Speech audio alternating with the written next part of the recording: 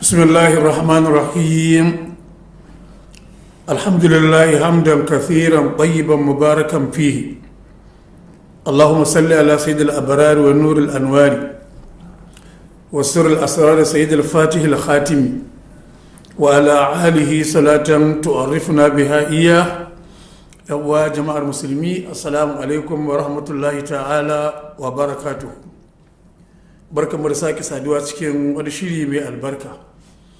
Yan uwa musulmi, mafi yawa gulma da kinibibi ta hana mutane zaman lafiya. Wannan ya shafi maza da mata, da mai mulki da talaka, da ɗan kasuwa da saraki, duk bata kyale su ba. Shi yasa alƙur'ani yana da ruwa akan kowane irin abu. Inda mutane ba sa ɗaukar maganganun mutane, babu magulmata da annamimai, to za a yi zaman lafiya. Shi yasa Allah tabaraka wa ta'ala ya gaya mana cikin littafinsa mai albarka, ya ayyuhal ladhina amanu in ja'akum fasiqun binaba'in fatabayyanu an tusibu qauman bi jahalatin fatusbihu ala ma fa'altum nadimin. Ya ku wanda kuka yi imani da Allah, idan fasiki Allah ya kirawo mai tsegumi da gulma mai hada yan uwa, Allah ya ambace shi fasiki da nassin alqur'ani, wanda zai zo ya ce wani ya ce maka kaza, wance ta ce miki kaza, ai su wani sun ce muku kaza. Allah ya ce ya ku wanda kuka yi imani, Allah kira fa yi ya ku waɗanda kuka yi imani, bai ce ya ifar nasu ba, ya ku waɗanda kuka yi imani. In wani fasiki ya zo muku da labari wanda kun jahilci abin, tabbatin da aka ce fasiki to labarin ba na kirki ba ne, na ɓacin rai ne, to Allah ya ce fata bayyanu, ku tsaya ku bincika a hankali, karke saurin fushi. Ranka ya daɗe, wallahi aiwa ne izazzage ka yi maka, baka ji abin da ya maka ba. A'a, kai hatta wayan nan ta tafi da gidanka ta zama hatsari a wani bangaren.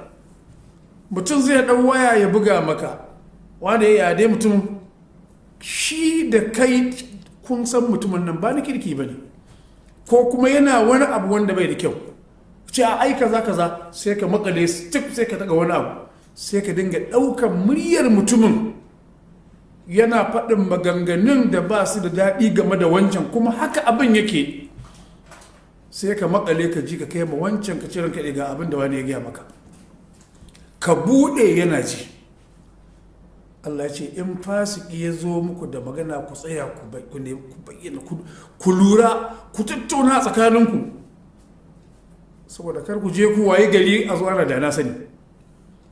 Wataƙila shi ya fara tsokanarsa da maganar, shi kuma ya je ya ɗauko. Idan mutum ya zo gurinka kana babban mutum, ranka da wane ya ce kaza da kaza da kaza, ce ko ya ce ai ba kwa wani ai mutumi na ne, to ba komai, ka zaunar da shi, abinci zai ci ko ruwa ba shi sha, ka tashi ka kirawo mutumin a waya, wani ya Allah maza ina neman ka da Allah yanzu. Yana zaune da ya ga mutumin ya zo, sai nemi zai sallama, alaji to ni zan yi sallama, ce a zauna. Me ka ce min wane ya ce, me kika ce min wance ta ce da ni, a alaji ai a'a faɗi, to gobe ba zai dawo da wannan maganar ba. Idan ka ce to ai wani ko bari ai uwarsa ma ka san abin da nake a ubansa kuwa, to abu sai ya lalace ga baki daya, ya haɗa wuta ya zama ashana. To wa'alamu anna fikum rasulullahi, ku mu'mine ku yi sani annabi yana fa tare da ku, shine alqur'ani da sunnar manzon Allah.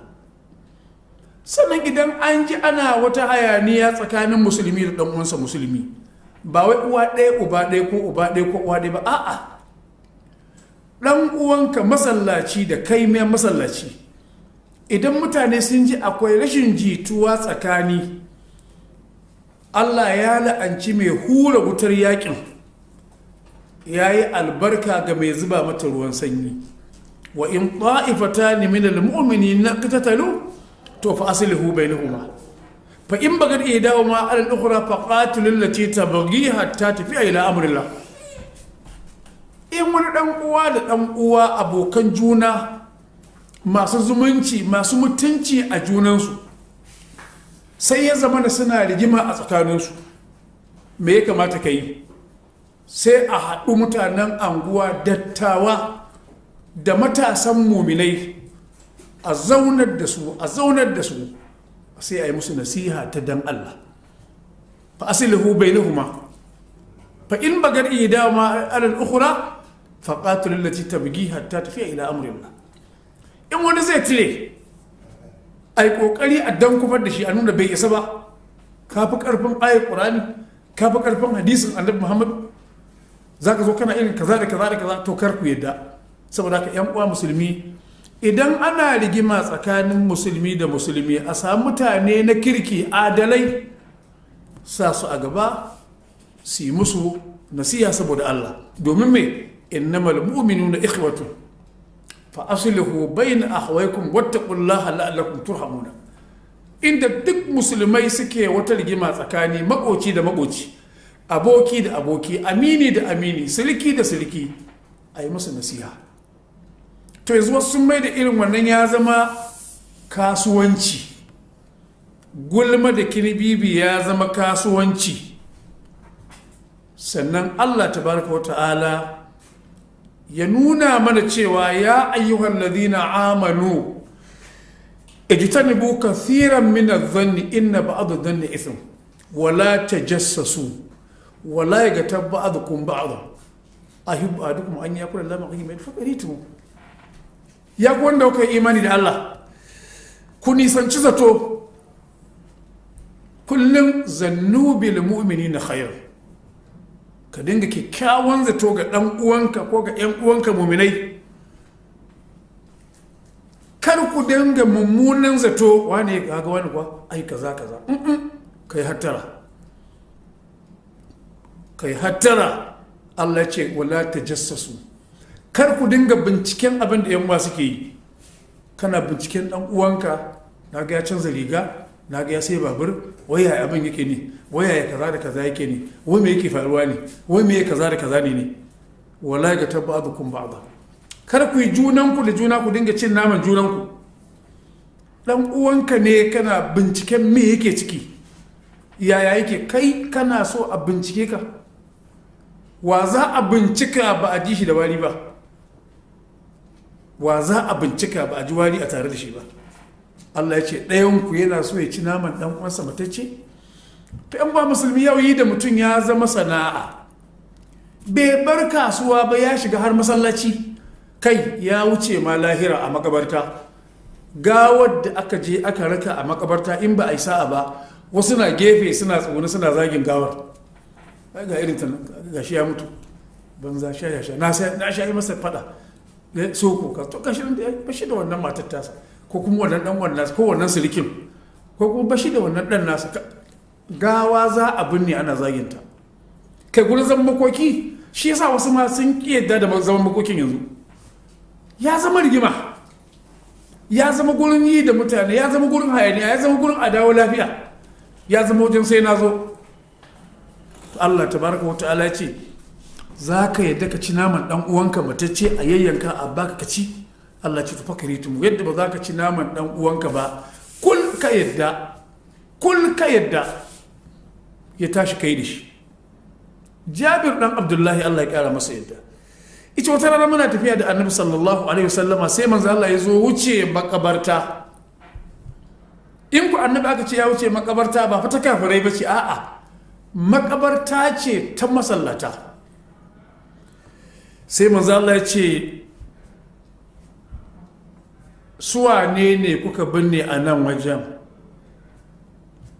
cewa da wani annabi ya ce ana yi musu azaba wa ma yu'azzibani fi kabirin, Allah yana musu azaba yanzu, amma ahaduma fa kana yagtabun nasa, shi wannan ɗayan mai yi da mutane ne, duk inda ya zauna sai ya yi da wani, duk inda ya zauna abinda ba a sani ba ga wani mutum sai ya je ya faɗa. Amma ɗayan la yastatiri min baulihi, in zai fitsari sai ya saki tsiraicinsa a titi kowa ma ya gani, maimakon ya ɗan kauce jikin wata katanga, jikin wani guri haka inda ba mutane suke zama ba, yadda ba wanda zai ganshi in ya wuce sai dai a ga gadon bayansa. Laifin wannan yi da mutane, laifin wannan fidda tsiraici ya yi fitsari ana ganin tsiraicinsa, manzo Allah ya ce Allah yana musu azaba. To saboda annabin rahama ne, babban likita, sai ce a zago masa zarbar dabino, shine ya tsaga kafa a nan ya kafa a nan, ya ce in an yi sa'a Allah tabaraka wa ta'ala zai rangwanta musu azaba matakar suna ɗanyi ba su bushe ba. To wannan ba fa kabarin kafirai ba ne, na musulmai ne. Wannan in zai fi tsari tsirara yake buɗe tsirecinsa, wannan kuma ga yadda yake kai labarin mutane. To ‘yan ƙwaya za mu yi wannan kenan. Akwai wani bawan Allah Luqmanul Hakim, Allah ya ƙara masa yadda. Malamai da yawa suna cewa annabi ne, wasu suna cewa a ba annabi ba ne. Yace ya kai ɗana, in za ka nemi ilimi, ka nemi ilimi don girman Allah. Kaga nan a cikin ilimin abubuwan zamani sai da Luqmanul Hakim ya ce in za ka nemi ilimi saboda girman Allah. Kar ka nemi ilimi don ka yi jayayya ko don ka jawo fuskokin mutane zuwa gare ka, ko kuma don idan ka zauna ka nuna jahilai kai wani ne. Idan kai wannan, idan ba a yi sa'a ba, za ka gamu da Allah irin haɗuwar da ba za ka ji daɗinta ba. uwa musulmi, mu yi ƙoƙari ji da mutane, mu fidda shi daga wajenmu, mu tsaya mu dinga yin abin da ya dace tsakaninmu da Allah tabaraka wa ta'ala. Annabi sallallahu alaihi wasallama ya ce a wani hadisi da sai da Aisha, Allah ya ƙara mata yadda, Abu Haithama ne amma a wajen sai da Aisha aka samu, Allah ya ƙara mata yadda. Ta ce annabi sallallahu alaihi wasallama ya ce wanda Allah ya fi ƙi a cikin mutane, wanda Allah ya fi ƙi a cikin mutane, mai taurin kai, mai jayayya. Taurin kai da jayayya, kai kome ba za ka saki a sai ka ja ka kuma ja a dinga ci aiga mutumin nan bari ya zo ku ji. Haka nan annabi sallallahu alaihi wasallama a wani hadisi na Abu Huraira, Allah ya kara masa yadda, ita annabi sallallahu alaihi wasallama ya ce tsakanin musulmi da ɗan uwansa musulmi taɓa wani haramun ne, jininsa, dukiyarsa da mutuncinsa. Imamu Muslim da Imamu Ahmad ibn Majah, mutuncin musulmi, karka kuskura ka keta mutuncin ɗan uwanka, balle ka zubar mar da jini, balle ka tona ka wulakanta shi, ka tona masa asiri. Yana da mutunci a guri ka je ka keta mutuncinsa, manzo Allah sallallahu alaihi wasallama ya hana.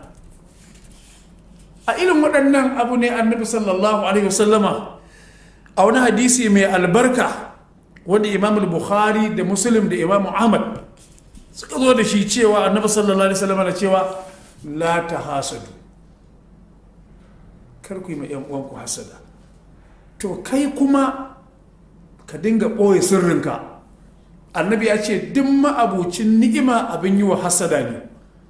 Kaga rigar nan, kaga ɗinki rigar nan, kaga hulan nan, an na wuce wani sai ya yi min hasada. Kaga keke na, kaga babur ɗina, in na wuce wani sai ya min hasada. Kaga mota ta, kaga yan rumfar kasuwa ta, kaga ofishi na, sai wani ya hasada. To ku dinga ɓoye sirrinku. Da ka zo cikin jama'a ne, kai ajiya wajen 100,000 muka samu a kasuwa. Kana faɗa wani ya kulle a ransa. Gara ka ce a kasuwa ta yi kyau, Allah ya sanya mana albarkar abin da muka samu. Kar ka faɗi kuɗin. Wane ya ce ka zo karɓi kaza, kar ka faɗa sai ka karɓo. in ka karɓo ka ce wannan mutumin kirki har ya mun alheri, kana faɗa alherin wani ya kulle ka a ransa, to kar ku yi hasada. To ita hasada wani irin mugun ciwo ne. Hasada yadda ka san wuta tana cin busasshen karmami, haka hasada take cin kyawawan ayyukan mutum.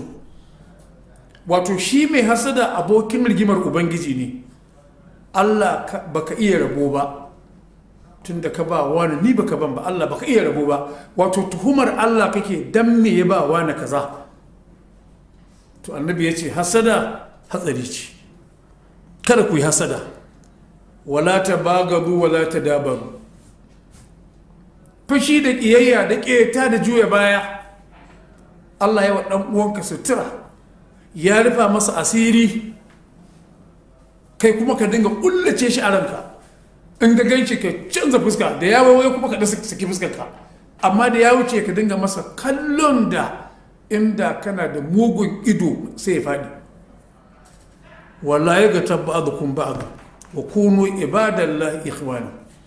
Kar ku dinga yi da juna, ku zama bayan Allah na gari, mutanen kirki. Haka annabi sallallahu alaihi wasallama ya ce. A wani hadisi na Abubakar Muhammad dan Abi Attabin, Allah ya kara musu yadda, Anas dan Malik ya ce annabi sallallahu alaihi wasallama ya ce, daren da aka yi Isra'i da ni, na wuce wasu mutane suna da farce irin na ƙarfe, farcen ƙarfe, suna yakushin fuskarsu haka, jini na zuba, suna yakushin jikin, farce na ƙarfe mai ƙarfi irin na wuta jahannama. Annabi ce na wuce na gansu, sai ce Jibrilu, waɗannan su waye? Sai ce waɗannan ha'ula alladhina yaghtabuna an-nas wa yaqawuna fi a'radihim. Imam Ahmad, Imam Abu Dauda su rawaito wannan. Jibril ya ce ya Rasulullahi, waɗannan mutane da kake ganin suna yakushin fuskarsu da farcensu na ƙarfe, Allah ya mai da farcen ya zama na ƙarfe, kuma ƙarfen na wuta, suna yaga fuska, suna yaga tana komowa, suna yaga. Ce Jibril, waɗannan su waye? Ya ce waɗannan ai masu yi da mutane ne, suna afkawa cikin mutuncin mutane. Duk wani mai mutunci in ka kawo naira 10, 20 ka bayi, sai keta wa mutumin mutunci. Komai mutuncinsa, malami ne, saraki ne, mai mulki ne, dan kasuwa ne, dan wani, kowane ne, ba shi wani abu. Ko kuma in abokinka ne ka ga yana fushi da shi, sai je keta masa mutunci. Wannan ya danganta a kasuwa, ya danganta a radiyo, ya danganta a talabijin, ya danganta a rubutu. Yanzu akwai wanda zai ɗauko ya haɗa kwamfuta, wani sai ya haɗa kan wani da kan wata, ko kuma ya samu wani suna kwanci a gado da mace da namiji, ya cire kawunan, ya ɗaukan wata mace ya sa a nan, ya ɗaukan wani namiji ya sa a nan, ba ya sa ba ya cilla, ya ce ga wani suna kwanci da wanci. Ko kuma ya samu wani ya rungume wata suna rawa, ya cire kan wani mai rawar, ya cire kan ita ma wadda ake rawar da ita, ya kawo kan wani shi ma ya sa kan wannan, saboda me ya cilla wani guri don ya tozarta mutum. To annabi ya ga waɗannan mutane suna yagar jikinsu, suna yaga ta jikinsu.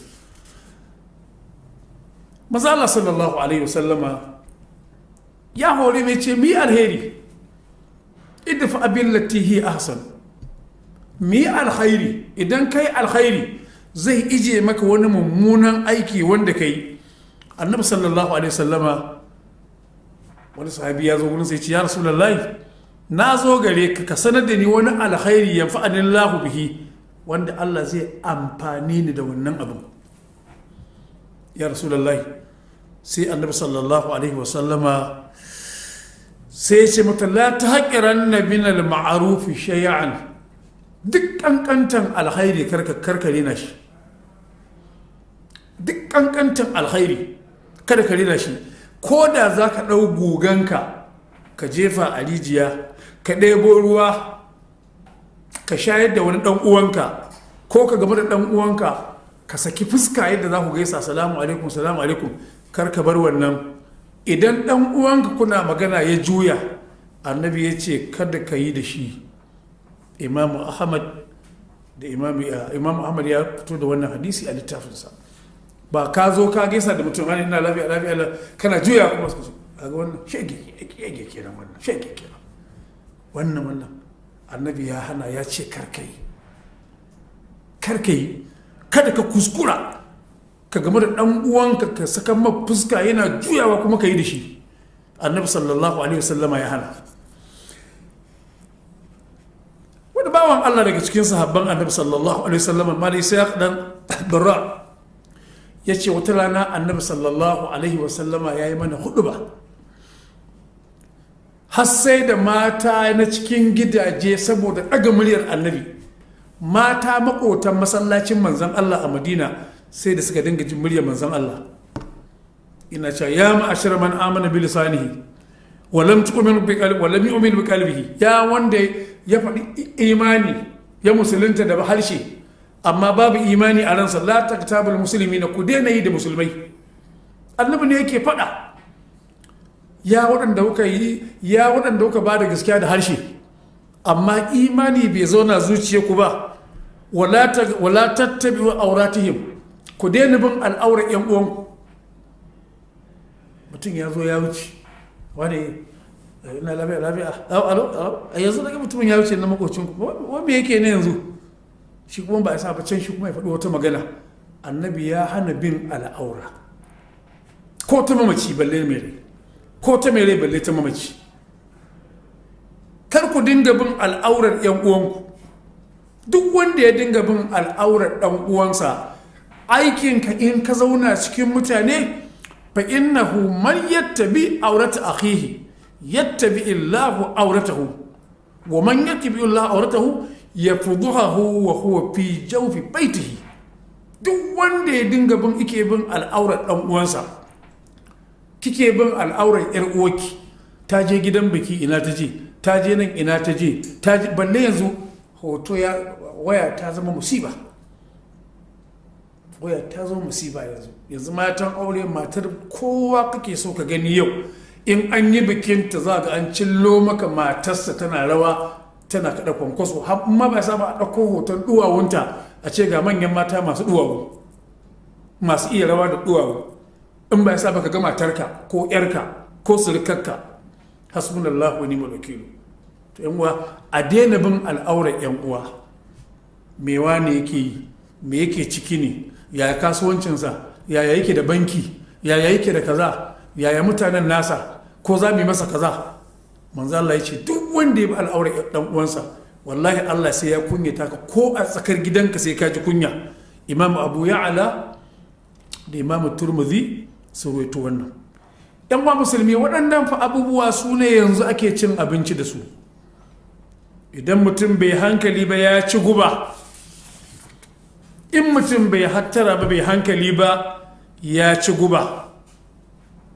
A daure yan uwa musulmi, ambatan Allah magani ne, arziki, yi da mutane ciwo ne. Ka zauna kana yi da wani cuta ce, ka ambaci Allah kuma tabaraka wa ta'ala magani ne. Abdullahi da Abi Badar, Allah ya kara masa yadda, har izuwa ga Sayyidina Amr bin al-As, Allah ya kara masa yadda, ya ga wani mushen alfadari ya mutu, ya kumbura, ya fashe, yana ɗoyi. Sai ya ce wallahi la'an ya kula ahadukum min lahmi hadha khairun lahu min an yakula lahma akhihi bi isnadin sahih. Yace wallahi wannan mataccen alfadarin da ya bindiga saboda ɗoyi, wallahi ɗayan ku je yanki naman ya sa a bakinsa ya ci, wallahi ya fi sauƙi da ɗan uwanka ya wuce ka yi da shi. Ko ka dogo ne ka ce ga mutumin nan, kasan dogo ne, ka yi da shi. Ɗan gajere ne, ka yi da shi. Wata rana a sai da Aisha, Allah ya ƙara mata yadda, suna zaune da manzo Allah, sai ta ambaci wata mata, ta ce yar gajera haka, sai annabi ce aikin yi da ita. Ta ce ya Rasulullah, to ai gajere ce. Annabi ce kin faɗa a bayan idanta. Annabi kenan sallallahu alaihi wasallam da sai da Aisha. To yau wannan ya zama shine abinci, shine abin sha, shine abin ado, shine abin tsegumi. Mutum yana ta kokari na zubar da ibadarsa ina zubar da sallarsa. Annabi ya ce algibatu ashaddu min az-zina. Annabi ya ce yi da mutum har ya fi zina tsanani. Ya rasulullahi ya fi zina. Annabi ya ce mai zina tsakaninsa ne da Allah, in yi tuba Allah sai ya yafe maka. Amma in kai da mutum sai mutumin ya yafe maka, sannan Allah ya yafe maka. Allah ka yafe mana, Allah ka yafe mana, Allah ka yafe mana dan albarka Annabi sallallahu alaihi wasallama. Allah ya kiyaye mana imanin mu, Allah ya kiyaye mana addinin mu da mutuncin mu, Allah ya kiyaye mana kasar mu, Allah ya da mana da lafiya da zaman lafiya. Sai mako na gaba insha Allah. Subhana rabbika rabbil izzati amma yasifun wa salamun alal mursalin walhamdulillahi rabbil alamin. Assalamu alaikum wa rahmatullahi ta'ala wa barakatuh.